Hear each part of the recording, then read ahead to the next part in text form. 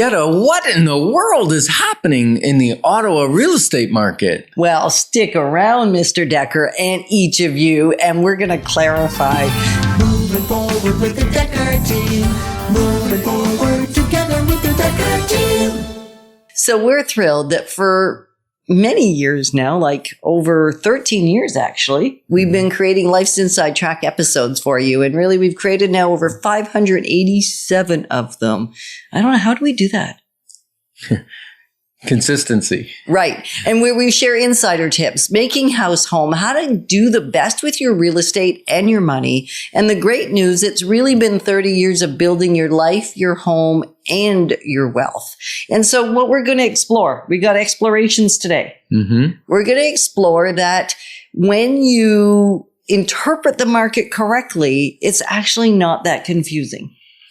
Yeah, stats in themselves can be very confusing. Right. And if you were just listening to us amble through and ramble through all kinds of statistics, can't even say the word, it may have been a little bit confusing. Mm-hmm. So now we're going to interpret a little bit deeper what they all mean. Right. And to continue on the last segment, the average over the last 20 years in the Ottawa area has been 6.9%. That's a couple percent higher than we used to average, like over the last 60 years previously. We were more in the range of 4 to 5%. Year over year. Yeah. Depending on how strong the year was, it would affect that. So now we're up to 6.9. Now, I believe there's going to be an adjustment in 2023 because most of that adjustment already happened in 2022. We're just not talking about it yet. We're actually saying, oh, the values went up about 7% in 2022. But they didn't. But they didn't actually. They did in the first few months, they went up crazy. Well, the typical way of calculating the average price, and you can't change that because all the previous years were calculated the same way. So when we get to 2023, the end of it, I'm projecting our 20-year average is going to be, instead of 6.9, about 5.6% on average over the last 20 years, because we actually lose, when at the end of 2023, we lose the last year of the 20-year stat, right? And the last year was 14%. And the new year coming, I'm projecting it's going to end up around minus 10%. Now, so it sounds like the sky's falling. Yeah, don't get afraid that we're going to lose 10% of the value that we're sitting at now. We're not.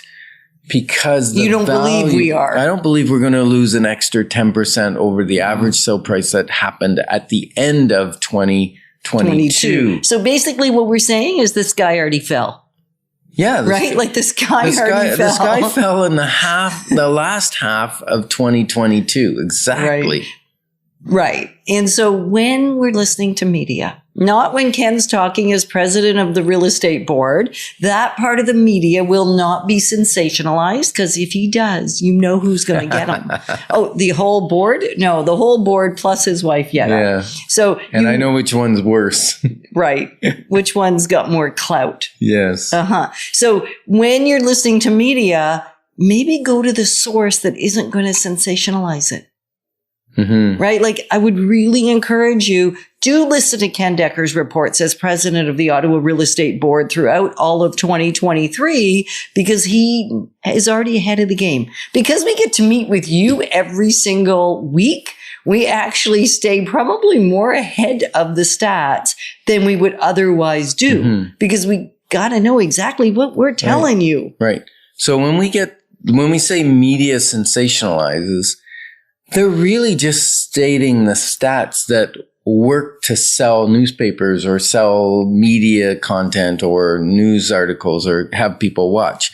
So what's going to happen is when we look at, say, February and March, when we get to those high months of 2022 and we compare it to where the market is now in 2023, the beginning of 2023, it's going to look like 20% loss. Maybe 30. Or worse. Yeah. It might be 20 to 30%. I can't really project exactly where it's going to look because it has an effect on or is affected by interest rates. Right. And our friendly government has been increasing interest rates.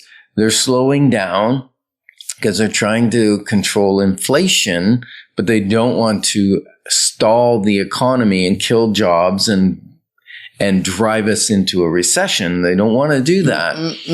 So they're starting to slow down on the increase in rates. Right. So is the US. And it's going to take probably 2 Bank of Canada announcements where they don't change the rate for the buying market to go, oh, okay, this is our new norm. Right. Because they're not sure where it's going. There's still a high demand, but people are in wait. The buyers are in wait. Not all buyers are in wait because No. we're continuing to buy and sell just at a much lower rate than we typically would do the same month in any other year. Mm-hmm. And not just through the pandemic. Even if you go back into the teens and into the 2000s, well, we have more houses now. We're a larger city, but really, if you take all factors into consideration, we are still low inventory. Yeah, it's gained quite a bit. Average sale price now is, average sale days, number of days for a house to sell on average is sitting right around 30 days. That's not bad. Well, that's not a bad market. Actually, the higher interest rates have stabilized our real estate market. More back to the way real estate used to be done in Ottawa, more of a tortoise type behavior, whereas for the last 2.5, for those 2019, 2020, 2021, and into the beginning of 2022, it was functioning like a hare.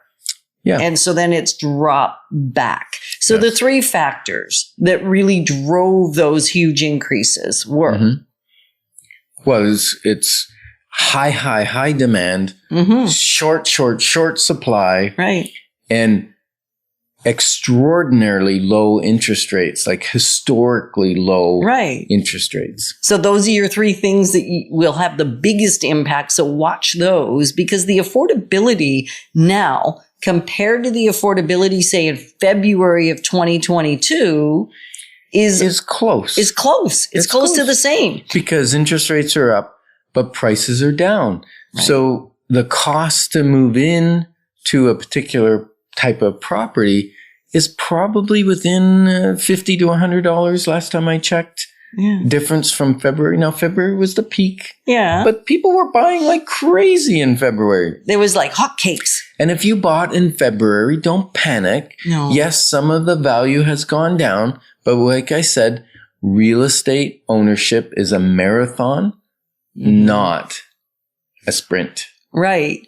And recognize that if you had chosen to rent in those months, you would have been paying in equivalent in most cases to a mortgage, and that would have been gone too. Right. So let's put it back into perspective. So if you're concerned, you're going, oh, I don't really understand how that's affecting my wealth or my ability to buy a different house or to move or to transfer or whatever, a 15-minute clarity call is probably what you want to do.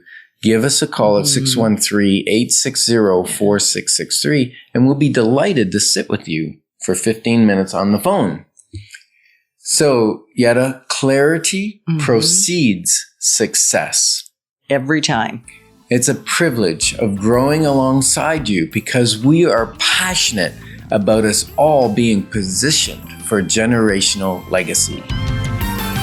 Moving forward with the Decker team. Moving forward